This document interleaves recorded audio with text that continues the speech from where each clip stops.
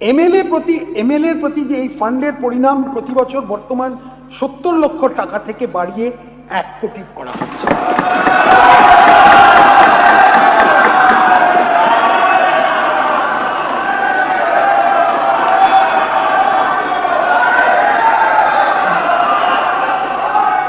দক্ষিণ 24 পরগনার ফলতা এলাকাকে একটা মডেল হিসেবে গড়ে তোলার পরিকল্পনা নেওয়া হচ্ছে, ফলতা মডেল। হয়তো সিভিক ভলেন্টিয়ার, ভিলেজ পুলিশ ও গ্রিন পুলিশ কর্মীদের অগস্ট 2026 থেকে তাদের মাসিক পারিশ্রমিক 2000 টাকা বাড়িয়ে দেওয়ার প্রস্তাব করা হয়েছে। এছাড়া হোমগার্ড ও এনভিএফ কর্মীদের মাসিক পারিশ্রমিক 2000 টাকা বৃদ্ধি করা হচ্ছে। অবসরপ্রাপ্ত সাংবাদিকের পেনশন মাসে 5000 টাকা দেওয়া হবে। যে সমস্ত ব্যক্তি কারাবাস ভোগ করেছেন তাদের মাসে 10,000, জরুরি অবস্থাটাই এটা বেশিটাই, তাদের মাসে 10,000 টাকা পেনশন দেওয়া হবে। রাজনৈতিক বিশ্বাসের জন্য মিথ্যা ও ভিত্তিহীন মামলার শিকার হয়েছেন তাদের সংগ্রামী ভাতা দেওয়া হবে।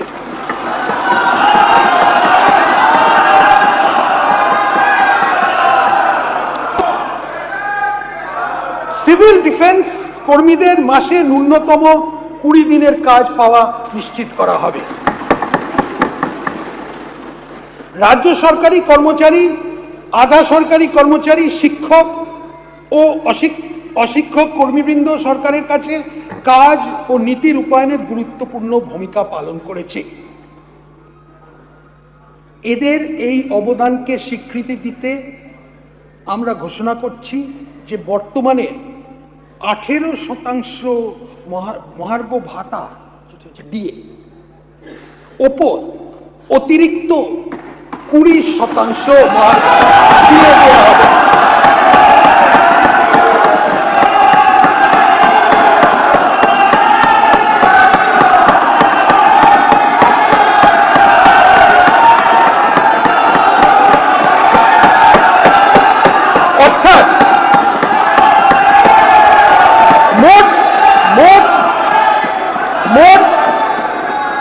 মোট ডিএ হার হবে 38%।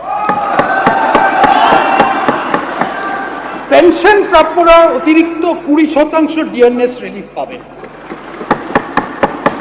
এই ডিএনএস রিলিফের বৃদ্ধি 1 অক্টোবর 2026 থেকে কার্যকরী হবে।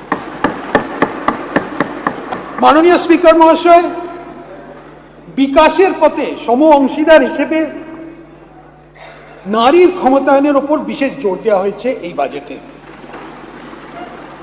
নারীর ক্ষমতায়ন ও আর্থিক ক্ষেত্রে তাদের অধিক অংশগ্রহণ নিশ্চিত করতে অন্নপূর্ণা যোজনা চালু হয়েছে।